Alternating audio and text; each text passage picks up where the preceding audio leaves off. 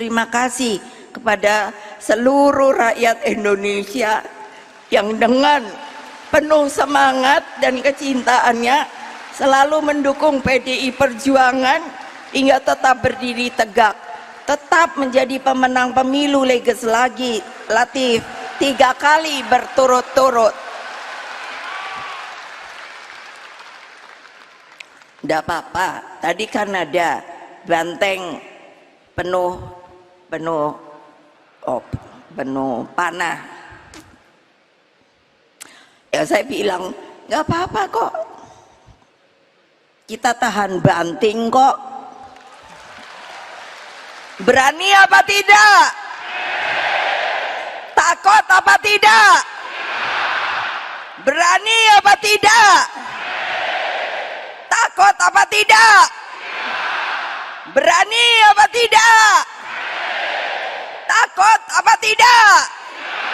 Nah gitu dong, berani.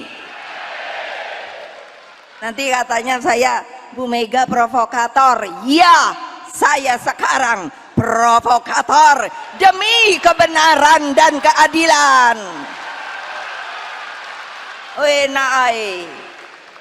Hal ini dibuktikan melalui praktek penyalahgunaan kekuasaan dengan menggunakan sumber daya negara demi kepentingan elektoral.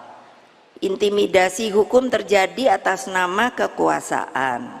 Berbagai kerusakan demokrasi inilah yang disoroti oleh Profesor Arief Hidayat, Profesor Zaldi Isra, dan Profesor Eni Nurbaningsih melalui dissenting opinion mereka. Saya senang banget masih ada yang berani menyampaikan dissenting opinion, jadi berbeda.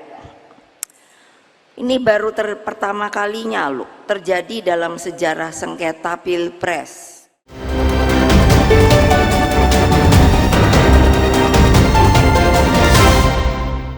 Halo, selamat sore. Saya Jati Dharma bersama Anda di Liputan 6 Talks. Kita tahu bahwa pemilu ini sudah berlalu beberapa bulan yang lalu, tapi arah politik partai peraih suara terbanyak untuk pemilu 2024 ini belum kunjung mengumumkan arah politiknya akan kemana. Nah, bahwa tentunya PDIP ini akan ada yang bilang ke oposisi, ada yang bilang ada ke arah apakah memungkinkan untuk bergabung dengan koalisi. Nah, tentunya ini masih menjadi spekulasi. Walaupun beberapa orang ya sudah paham ya bahwa PDIP ini kemungkinan besar akan ada di oposisi. Dan hari ini dimulai Rakernas atau Rapat Kerja Nasional di tahun 2024 dari tanggal 24 sampai tanggal 26 Mei yang tentunya salah satunya adalah membahas soal arah politik PDI Perjuangan. Nah, kami akan bahas itu di sore hari ini di Liputan 6 Talks, tentunya dengan dua narasumber saya. Ada Aryo Seno Bagaskoro, juru bicara Partai Demokrasi Indonesia Perjuangan. Halo, Mas Seno. Selamat sore. Selamat sore, Mas.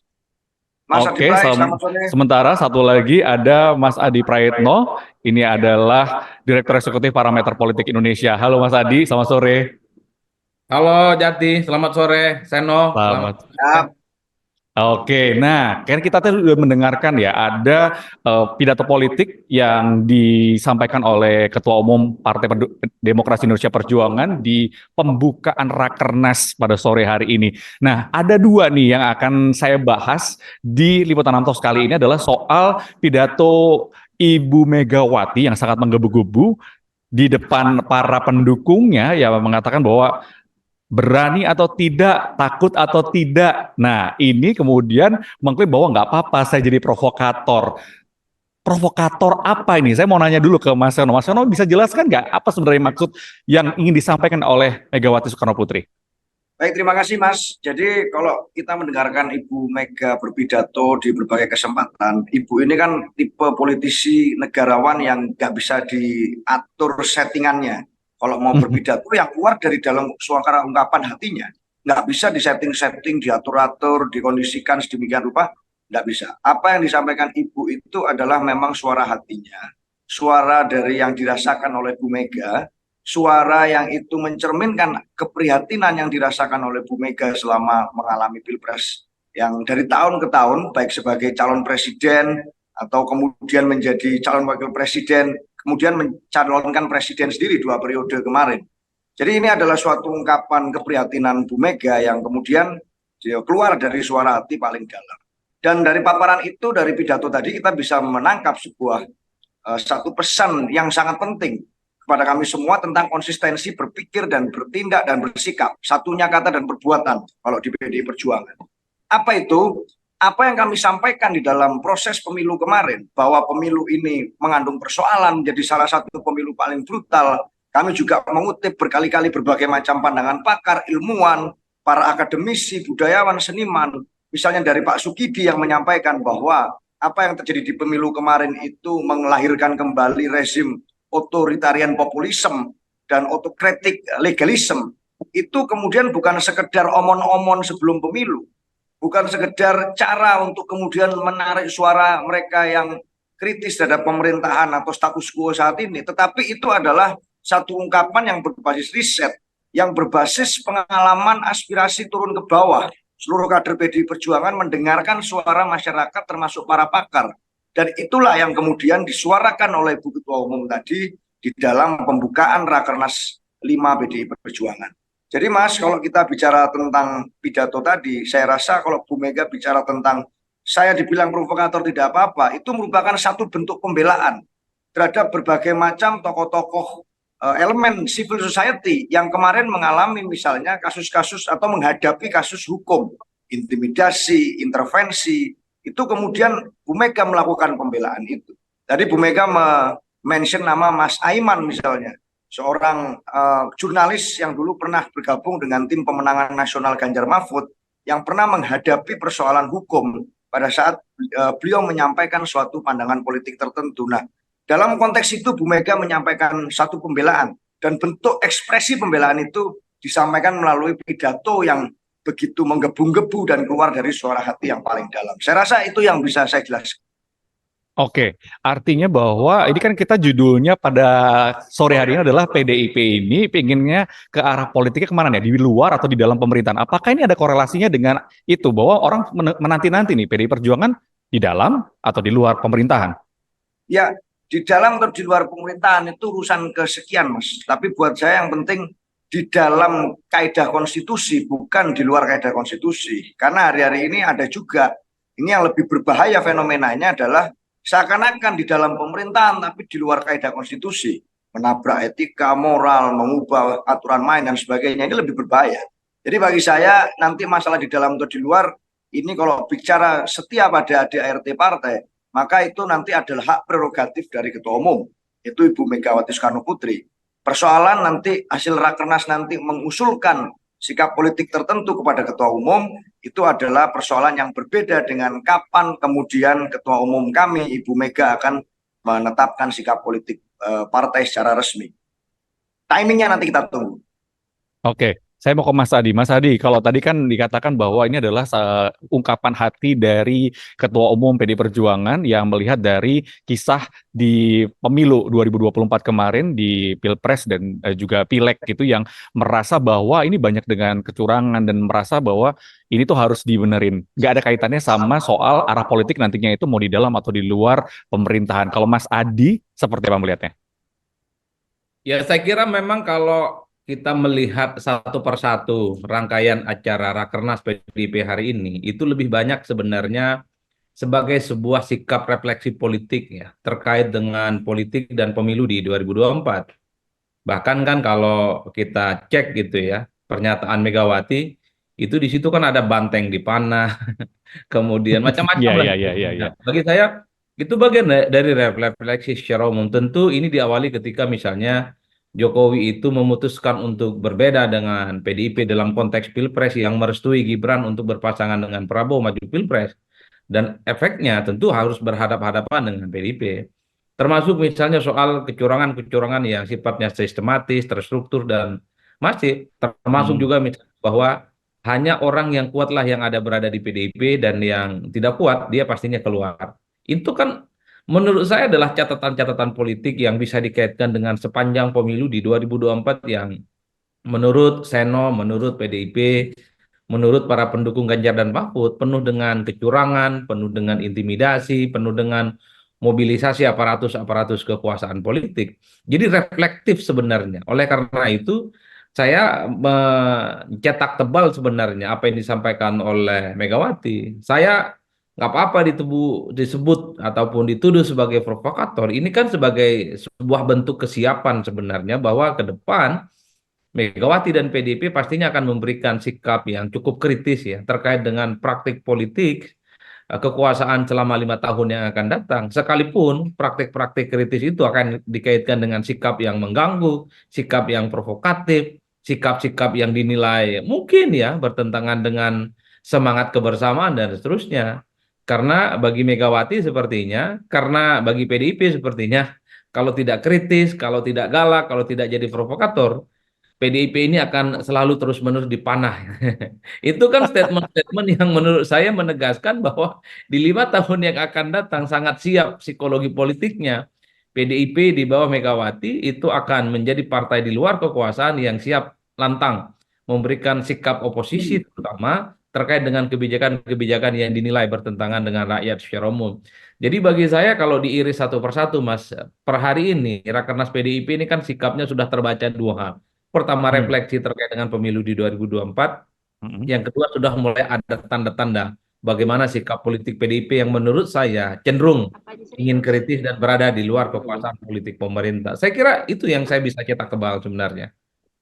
Nah, ini kalau dari Mas Adi sepertinya kayaknya udah yakin ya bahwa ini udah pastilah ada di luar pemerintahan karena tadi ya berani nantinya untuk jadi provokator, mengganggu, mengkritik pemerintahan yang akan berjalan 5 tahun ke depan. Nah, saya mau balik ke Mas Seno. Mas Seno, ini kalau tadi katanya eh, Mas Adi kan sangat yakin ya bahwa ini akan ada di luar pemerintahan.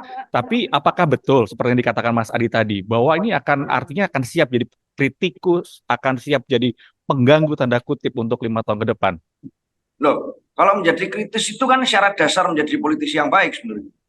Artinya apapun posisi kami di dalam atau di luar, hari ini kami masih di dalam pemerintahan. Karena pemerintahan presiden yang saat ini itu 10 tahun terakhir yang mensukseskan, yang mengusung presidennya adalah PDI Perjuangan. Tapi bukan berarti kami karena di dalam pemerintahan lalu ketakutan dengan kehilangan kekuasaan atau apapun kemudian berhenti kritis atau kemudian tidak mau melakukan statement-statement yang sifatnya kritis. Kami tetap kemudian diajarkan oleh Ibu Megawati untuk berpegang teguh pada satu keyakinan bahwa ketakutan adalah ilusi. Artinya kalau kita berani bersuara, makanya tadi berkali-kali ditanya oleh Ibu Ketua Umum kan, berani atau tidak, takut atau tidak pada seluruh kader. Karena yang ditanyakan itu artinya adalah kami berani nggak menyuarakan hal-hal yang kami anggap penting, kami anggap benar, meskipun itu mengandung konsekuensi, mengandung resiko. Jadi kalau masalah keberanian menyampaikan kritik, nggak usah nunggu Pak Prabowo dilantik. Hari ini seluruh kader PDI Perjuangan itu berani. Kalau nggak berani sama Ibu Mega, disuruh untuk tidak lagi bergabung dengan PDI Perjuangan. Jadi harus berani. Jadi saya rasa apapun posisi politik kami di dalam atau di luar, syaratnya hari ini adalah berani menyampaikan kebenaran. Berani untuk berkata benar meskipun ada konsekuensi atau resiko-resiko tertentu. Jadi itu yang berusaha dicerminkan dengan gambaran yang kami berikan hari ini. Simbol banteng yang penuh dengan panas sekujur tubuhnya, kemudian simbol apinan tak kunjung padam dari Merapen, itu simbol-simbol itu yang kami tunjukkan bahwa kami tidak akan kemudian mundur jika harus menghadapi sisi-sisi gelap kekuasaan. Malah kami akan nyalakan obor untuk kemudian menjadi penerang di antara sisi gelap kekuasaan. Simbolnya sudah berbagai macam dan tadi ditegaskan dengan begitu gamblang oleh Ibu Ketua Umum. Jadi apapun sikap politik partai nantinya, kalau bicara tentang kritis dan berani, saya rasa itu sudah satu software yang harus segera diinstal oleh seluruh kader PDI Perjuangan. Starting dari hari ini saja sudah harus begitu. Saya rasa itu. Oke, jadi artinya berarti ke depan apapun posisinya, apakah ada di luar, apakah ada di dalam pemerintahan, akan mencoba untuk kritis terkait dengan apapun program yang akan dikeluarkan oleh pemerintah 5 tahun ke depan. Nah, tidak begitu Mas. Artinya bukan juga kami semua program pemerintah lalu kami sikat ini benar salah, baik buruk, kami kemudian marah-marah. Saya rasa bukan itu konsepnya. Tapi mana yang ini merupakan mendekati dengan spirit yang dibutuhkan oleh masyarakat, itu yang akan kami suarakan.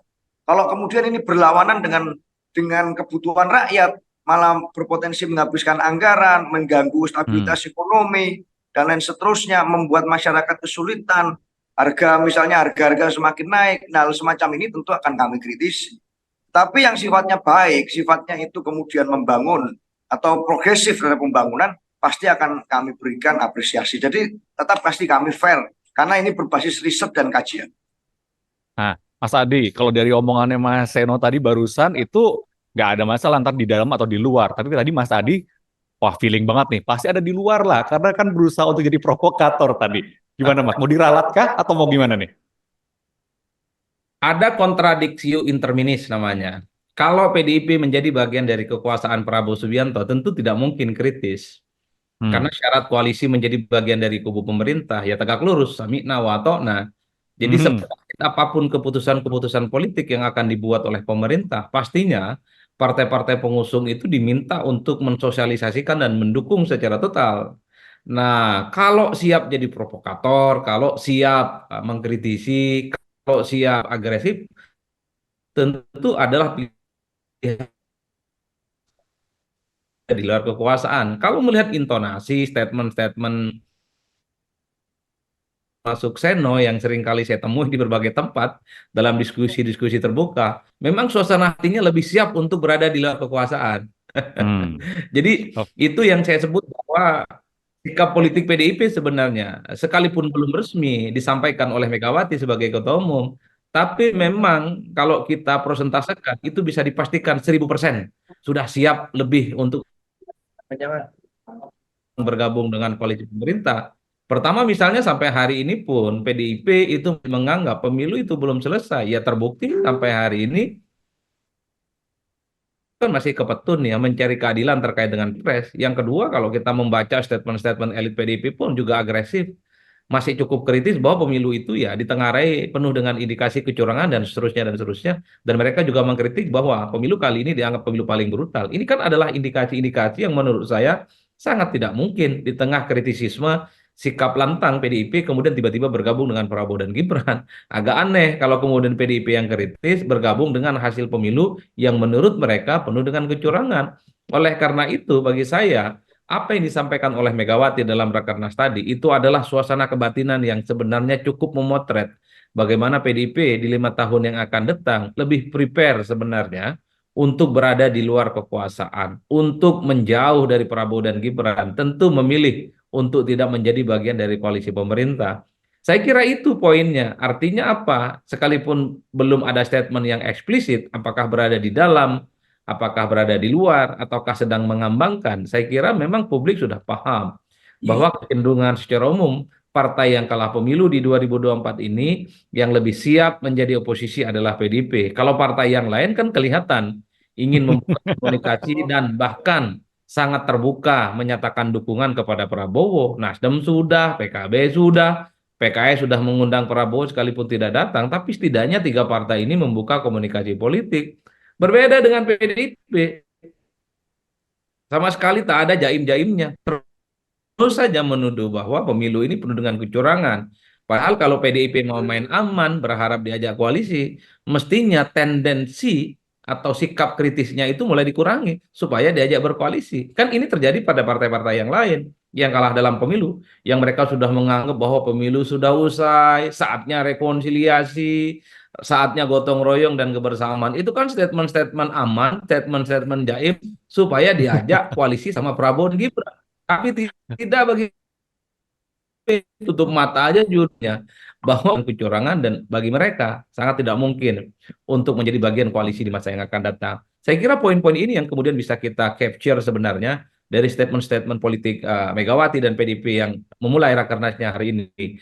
Bahkan simbol-simbol yang ditonjolkannya pun juga bisa ditafsirkan sebagai bentuk protes ya terkait dengan bagaimana pemilu di 2024 ini adalah pemilu yang penuh dengan kecurangan. Ada api obor yang kemudian diarak ya dari satu tempat ke tempat yang lain yang dianggap sebagai simbol untuk menerangi kegelapan demokrasi. Itu kan Mhm. Mas sebagai salah satu bentuk kritik bahwa kondisi negara kita saat ini itu tidak baik-baik saja. Ada misalnya banteng yang dipanah secara membabi buta, itu kan juga adalah simbolisasi betapa PDIP itu bukan hanya kalah, tapi memang dikeroyok untuk dikalahkan dalam tanda kutip dengan cara-cara yang kurang baik dan kurang benar, melanggar etik, melanggar konstitusi. hanya demi untuk memenangkan pertarungan dan melanggengkan kekuasaan politik. Saya kira dalam Oke. konteks itulah kemudian publik sebenarnya sudah mampu menangkap bahwa PDIP per hari ini sudah hakul yakin di masa yang akan datang 5 tahun pemerintahan Prabowo dan Gibran siap berada di luar kekuasaan. Oke, Mas Seno, itu tadi kan dikatakan oleh Mas Adi bahwasannya PDI ini berada di luar pemerintahan dan merasa bahwa statement-statement yang dikeluarkan oleh Ketua Umum ini menggambarkan bahwasannya pemilu itu belum selesai. Ini kayaknya masih belum move on kalau berbeda dengan partai-partai yang lain yang sudah mulai mereda, mencoba rekonsiliasi karena ada maunya untuk bergabung. Tapi ini kan kayaknya mau mengkritisi terus nih. Bener nggak sih? Emang di pikirannya PDIP itu bahwa pemilu belum selesai gara-gara masih banyak hal kecurangan dengan salah satu tandanya adalah masih maju ke petun ya. Ya, ya faktanya secara legal formal kami memang masih bersengketa di PT UN dan sudah ada sidang dismisal yang kami terima beberapa waktu yang lalu bahwa apa yang kami gugat terkait dengan perbuatan melawan hukum yang dilakukan oleh KPU itu kemudian diizinkan untuk disidangkan. Artinya petun memberikan izin untuk kami melakukan persidangan. Nggak mungkin kami di tengah jalan kemudian menarik gugatan atau menarik laporan. Buat kami ini adalah salah satu prosedur konstitusional. Kami melakukan langkah-langkah politik yang bersifat perlawanan secara terukur dengan berdasarkan kaidah-kaidah hukum yang sudah ada. Bukan kami membuat sesuatu yang baru, bukan kami kemudian melakukan langkah-langkah yang inkonstitusional, tapi ini semua dijamin oleh undang-undang kita sebagai aturan main kita dalam berpolitik. Akan berbahaya kalau kemudian cara main dalam politik ini tidak ditaati, malah diubah-ubah berdasarkan ambisi kekuasaan pribadi atau kelompok. Buat kami hari ini semuanya melalui prosedur hukum yang benar, melalui tidak menabrak atau melanggar konstitusi apapun. Dan kami berusaha untuk taat itu secara terus-menerus, termasuk dalam hal PT UN. Nah, dalam konteks pemilu, kami menangkap bahwa substansi pemilu itu adalah untuk menghargai dan merayakan kedaulatan rakyat. Bahwa rakyat boleh bersuara, bahwa rakyat itu boleh berjuang, dan itu harus dihargai oleh siapapun di negeri ini. Dari penyelenggara, penguasa, partai politik manapun harus menghargai itu. Kami mengambil langkah untuk menghargai suara rakyat yang telah dipercayakan kepada kami, yang mengantarkan PDI Perjuangan ke 3 kali kemenangan pemilu legislatif dan 2 kali pemenangan pemilu eksekutif. Meskipun di pemilu yang lain, yang lalu secara pilpres kami dikalahkan oleh sisi gelap kekuasaan yang hari ini kami nyalakan obor perlawanan secara terukur itu. Tapi kami menghargai suara rakyat yang diamanatkan kepada kami. Kami masih dipercaya rakyat untuk menjadi pemenang pemilu legislatif dengan perolehan suara yang cukup baik. Dan kami rasa dari mereka yang memilih kami itu percaya terhadap apa yang kami sampaikan di dalam masa pemilu kemarin. Dan itu bukan berarti kami tidak bisa move on dari hasil pemilu, tapi kami memilih untuk menghargai suara rakyat yang percaya pada kami dan memperjuangkan setuntas-tuntasnya untuk menemukan apa yang kemudian menjadi titik-titik perhatian kami. Apalagi Mas, apa yang kami prihatinkan, yang kami gugat, ini bukan sekedar asumsi kami, tetapi dalam sejarah Indonesia, sejarah demokrasi Indonesia, baru di Pilpres kali ini ada dissenting opinion 3 hakim MK terkait dengan PHPU, tentang perselisihan sengketa pemilu, yang mengatakan bahwa ini jangan-jangan ada keterkaitan antara bansos dengan suara elektoral. Jangan-jangan ada keterkaitan abuse of power dengan kemenangan paslon tertentu. Jangan-jangan ada keterkaitan dan lain sebagainya. Pelanggaran etika juga terjadi dan itu sudah menjadi putusan yang legal formal, baik di KPU maupun di MK. Nah, kemudian pandangan dari para guru besar yang kemarin bergelombang terus menjelang terjadi pemilu. Dan hingga hari ini para kritikus itu masih setia memberikan pandangan kritis. Nah, suara-suara ini harus kami hargai, aspirasi ini harus kami perjuangkan. Dan oleh karena itu yang kami lakukan hari ini. Bukan soal menang kalah, bukan soal kami nggak bisa move on, tapi ini masih game on. Dan ini kemudian kita masih total football untuk memperjuangkan itu. Saya rasa itu. Oke, Mas Seno, ini tapi kalau kita lihat ya, apakah sejauh ini sudah ada upaya-upaya dari partai-partai lain, dari koalisi-koalisi yang sudah ada yang lainnya nih, untuk mengajak PD Perjuangan, ayolah gabung aja lah, kita jalani 5 tahun ke depan ini untuk menyongsong 5 tahun ke depan tuh bersama-sama gitu, menjalankan program-program yang ada. Sudah ada upaya-upaya seperti itu? Ya bisa saja ada yang berpemikiran atau berpendapat seperti itu. Tetapi kan pada dasarnya apapun posisi politik partai, Apapun posisi politik partai lain kami juga menghargai dengan sangat. Artinya posisi di dalam atau di luar pemerintah itu sama-sama terhormat dalam sistem demokrasi yang membutuhkan check and balance. Di dalam itu berarti melaksanakan tugas-tugas eksekutif, di luar berarti memberikan pandangan kritis. Saya rasa apapun posisi politik partai manapun adalah pilihan yang terhormat. Tapi hari ini kami juga mendengarkan masukan dari banyak orang. Termasuk saya berkali-kali ketemu dengan Mas Adi Prayitno di berbagai TV. Ustadz Adi Pray ini mengatakan bahwa pemilu ini nggak ada artinya. Politik kemudian bondong-bondong segera bergabung dengan kekuasaan. Ini uang rakyat sekian banyak dibakar begitu saja saat pemilu. Kemudian semua narasi itu seakan-akan hilang pada saat itu sudah dilantik atau ditentukan presiden atau pemegang kekuasaan baru. Jadi nggak ada artinya pemilu kita. Nah, kami juga menghargai dan mendengarkan masukan-masukan semacam ini. Dan itulah yang kemudian kami bahas di Rakernas. Jadi ajakan-ajakan untuk bergabung atau ajakan menghargai apa yang menjadi sikap politik partai lain. Tapi partai kami punya cara tersendiri untuk menyelesaikan mekanisme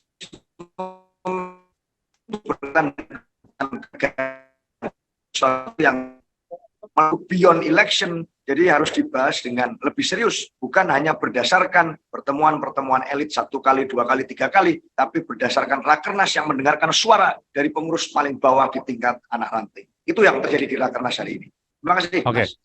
Mas Adi, kalau Mas Adi melihatnya ketika sebuah pemerintahan berjalan, di teorinya harus ada checks and balances gitu ya.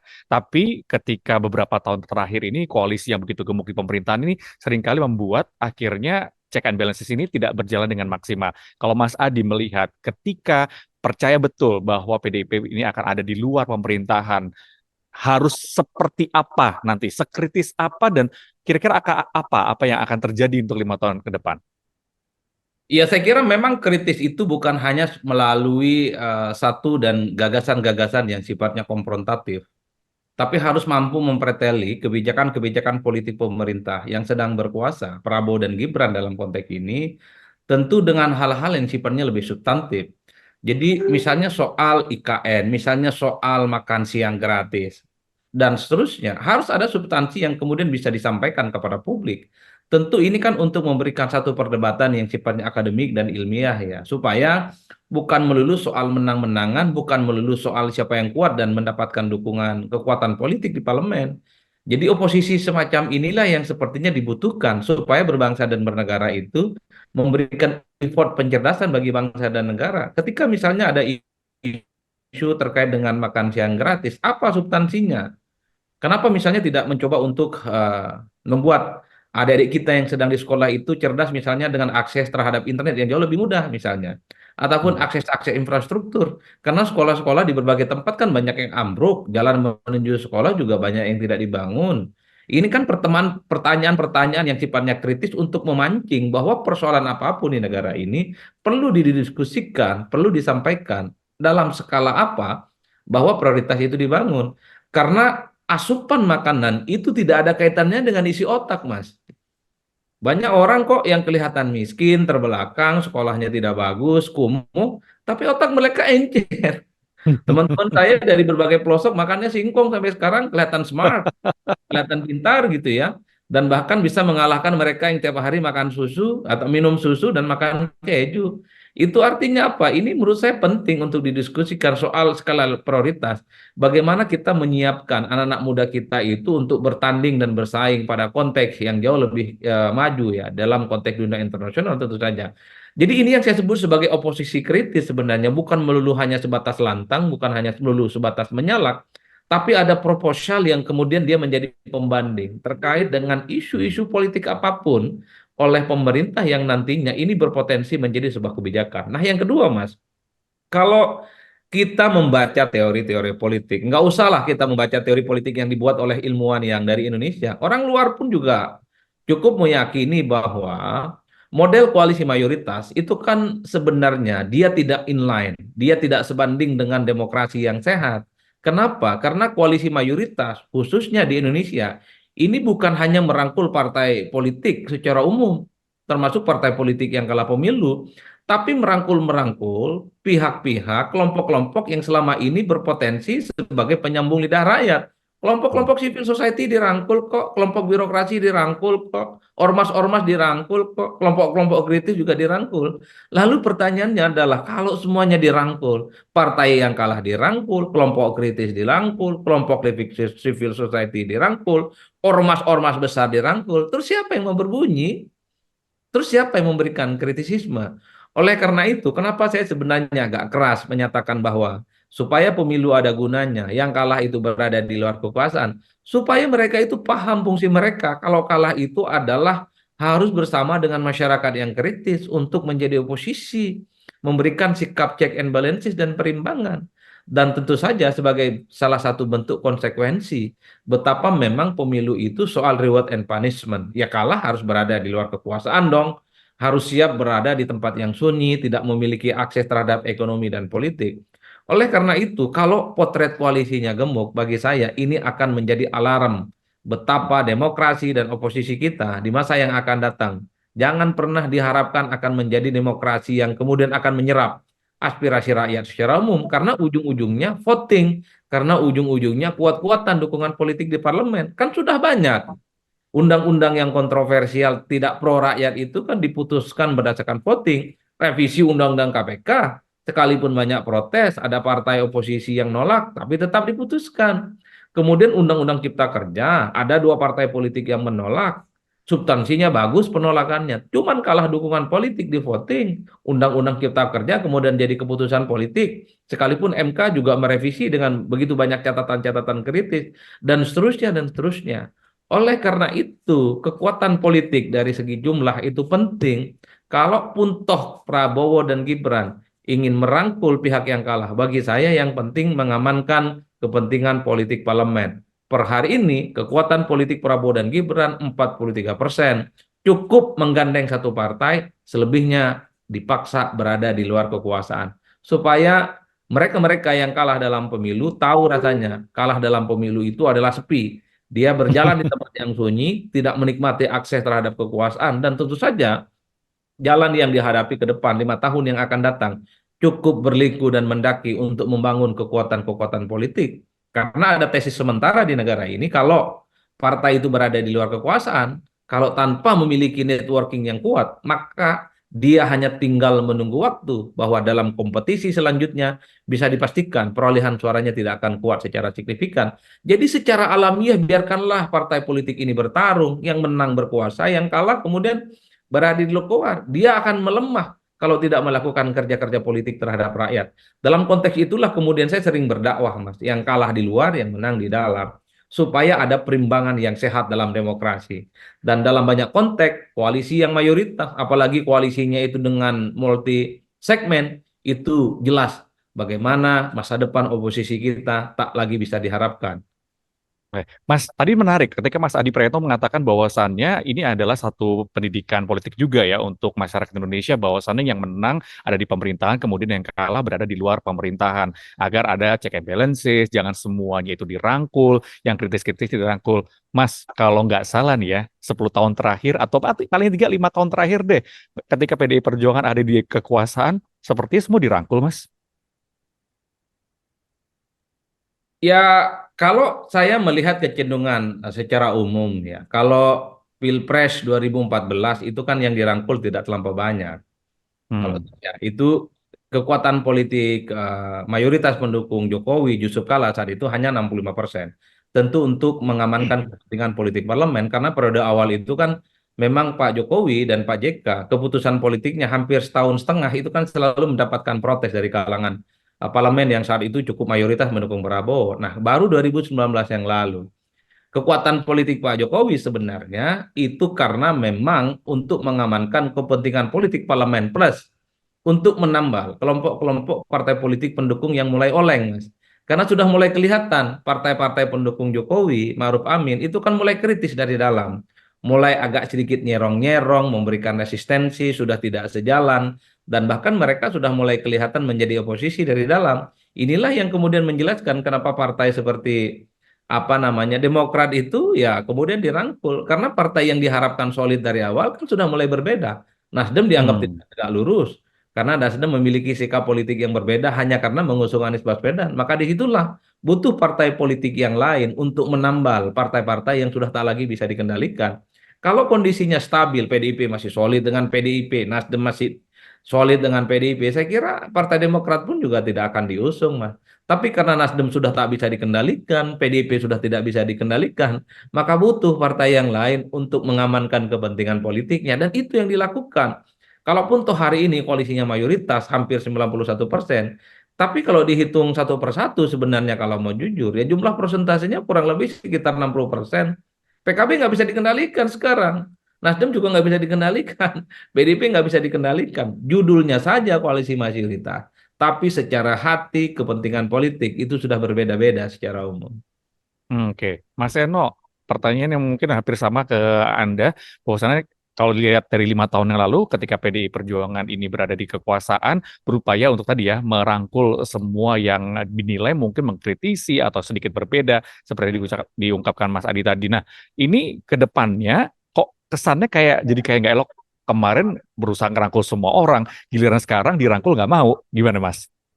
Ya itu kan satu hal ya Mas, artinya 5 tahun terakhir juga the top leader dari apa yang menjadi kekuasaan eksekutif tetap adalah Pak Jokowi. Artinya langkah-langkah politik itu belum tentu juga sama dengan apa yang ada di pikiran PDI Perjuangan. Faktanya ada dua partai oposisi atau partai non pemerintah yang berada di luar pemerintah di dalam periode pemerintahan Pak Jokowi, ada PKS dan Demokrat. Yang itu kemudian juga sampai hingga akhir itu tidak diakomodasi ke dalam kekuasaan. Partai Demokrat kan baru diakomodasi ke dalam kabinet setelah kemudian Pak Jokowi membakar rumahnya sendiri di PDI Perjuangan. Lalu kemudian Demokrat lah yang diajak untuk bergabung dengan pemerintah. Jadi bagi kami itu bukan kemudian sesuatu yang ini berbeda pikiran dengan apa yang kami lakukan sekarang. Tetapi kami hanya merasa bahwa di dalam demokrasi manapun check and balance tetap penting. Berapapun kemudian kekuatan politik yang berada di luar lingkar kekuasaan menyampaikan pandangan-pandangan kritis, akan lebih baik kalau kemudian misalnya itu disokong oleh partai politik yang punya kemudian kekuatan politik di parlemen untuk bisa bicara banyak tentang hal-hal yang sifatnya merupakan blind spot dari program kebijakan pemerintah dan itu dirasakan oleh rakyat. Jadi apapun itu saya rasa masalah rangkul-merangkul ini kan satu hal yang yang ini masih kami sendiri masih bersengketa di PT UN. Ini barang masih panas gitu. Dan kemudian pada saat bicara tentang itu mau ngapain lagi kita rangkul-merangkul, ujung-ujungnya adalah seakan-akan nanti bagi kawan-kawan muda yang ingin jadi politisi, berpolitik itu hanya urusan bagi-bagi kekuasaan aja. Seakan-akan hanya drama aja pada saat pemilu itu. Padahal kan ada berbagai macam norma kepantasan, etika, masalah apakah kemudian setelah kalah harus langsung bergabung. Itu kan norma-norma ketimuran yang ini berbeda dengan demokrasi liberal. Saat kita bicara tentang nama partai kami ini ada nama Demokrasi Indonesia. Demokrasi yang berkarakter Indonesia dan itu memperhatikan kaidah-kaidah.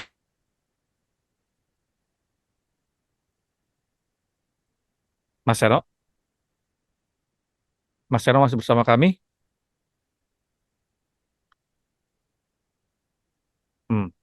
Mas Seno? Oke, Mas Seno sepertinya sinyalnya. Oh, sudah bergabung lagi.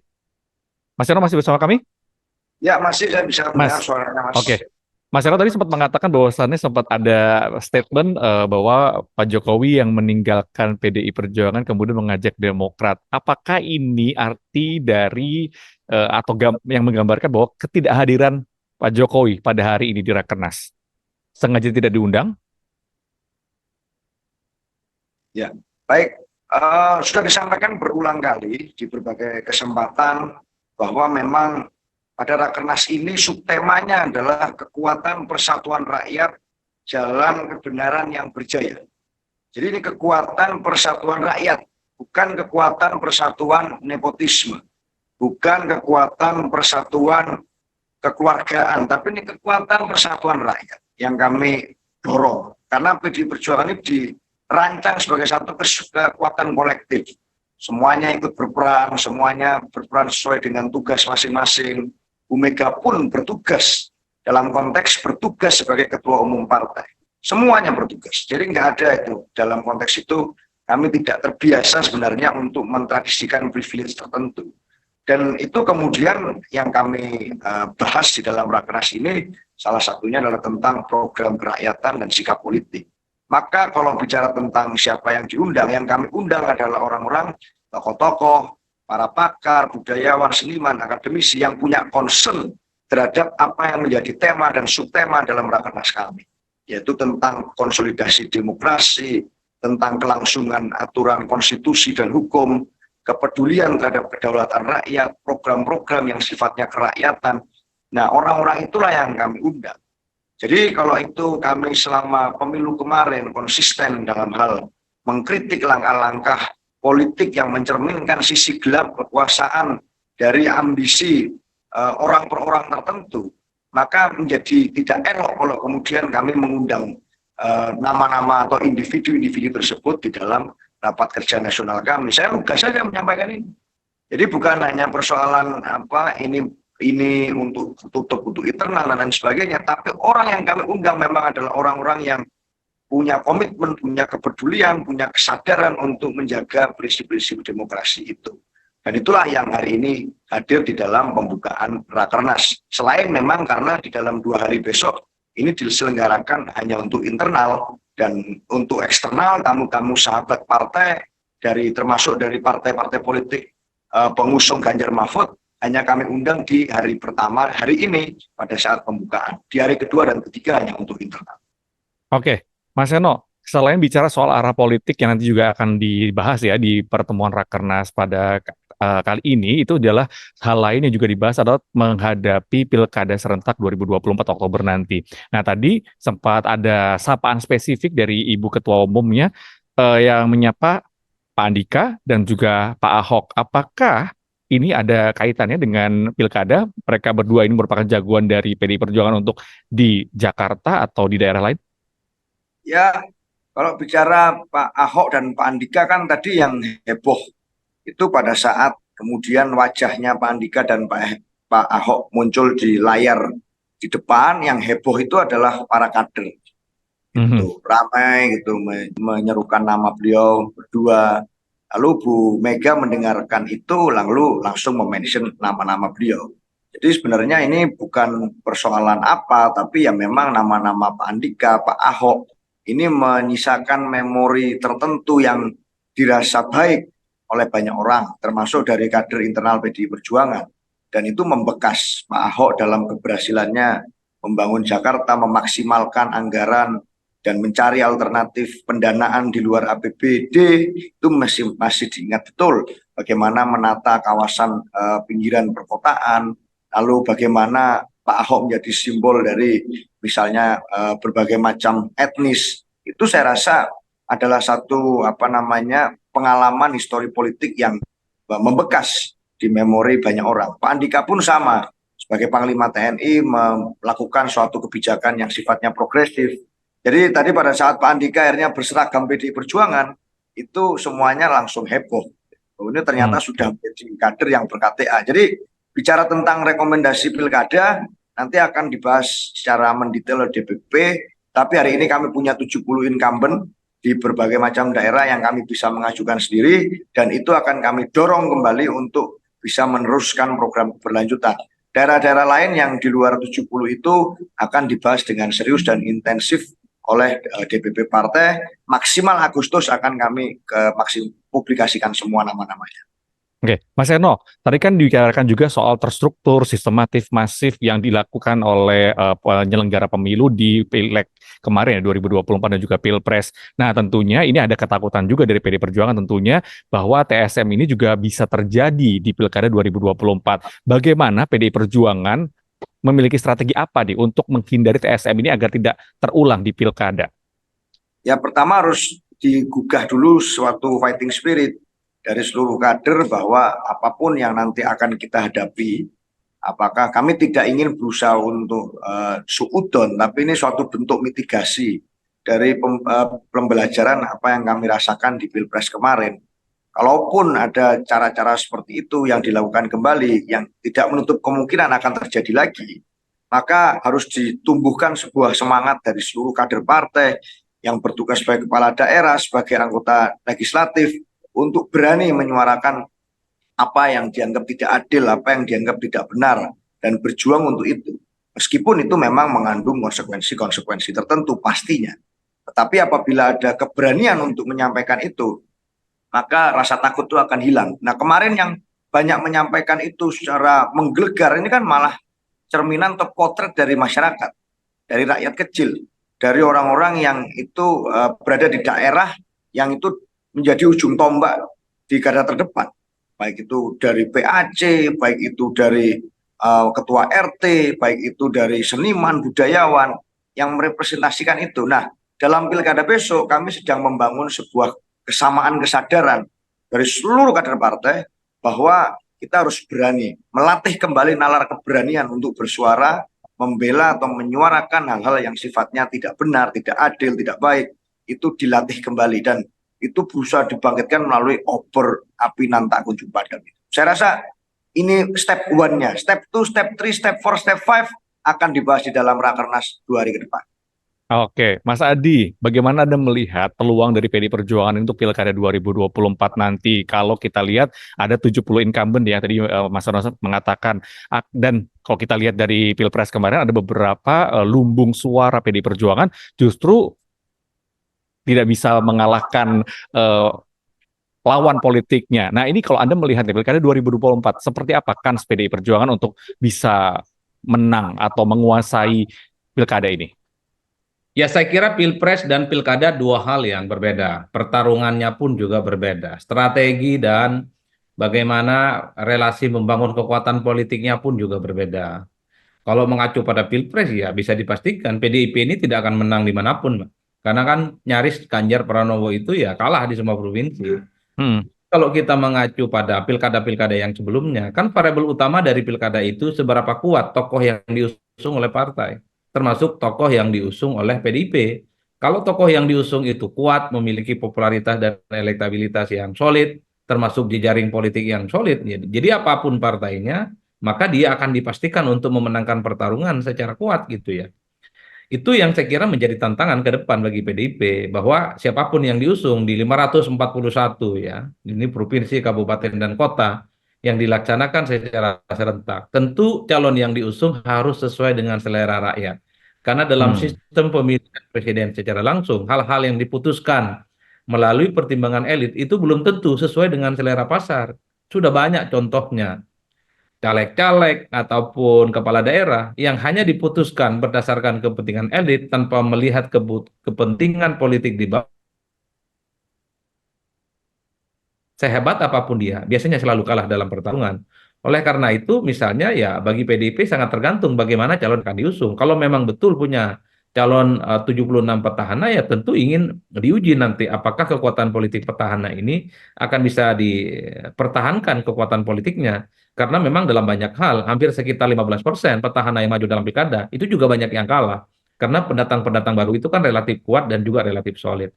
Jadi bagi saya, Mas, apa yang terjadi dalam Pilpres itu sangat berbeda dengan apa yang terjadi dalam pilkada. Yang kedua bagi saya, PDIP ini kan partai yang saya kira sudah lama dan cukup menyejarah. Punya networking dan kaki-kaki politik di bawah. Jadi saya masih cukup meyakini bahwa PDIP akan menjadi partai politik yang akan terus diperhitungkan ya, yang relatif kompatibel tentu saja jika dibandingkan dengan partai-partai yang lain. Kekuatan politik di bawah inilah yang saya kira memang membuat kenapa PDIP cukup yakin akan begitu banyak memenangkan dalam pilkada nantinya. Karena bagi saya melakukan kampanye politik kurang lebih 6-7 bulan ke depan ini bukan perkara gampang. Pilkada kita kan tanggal 27 November. Kalau start politiknya hanya dimulai hari ini, rasa-rasanya sulit. Hanya partai yang punya jaringan yang kuat, soliditas basis di bawah seperti PDIP, seperti Golkar, seperti Gerindra, dan partai yang lain tentu saja yang akan menjamin kemenangan. Karena soal popularitas, karena soal elektabilitas, karena soal bagaimana meyakinkan pemilih di bawah, itu tidak bisa disulap dalam waktu sekejap, tidak bisa disulap dalam waktu dalam semalam. Oleh karena itu butuh kerja-kerja politik yang solid.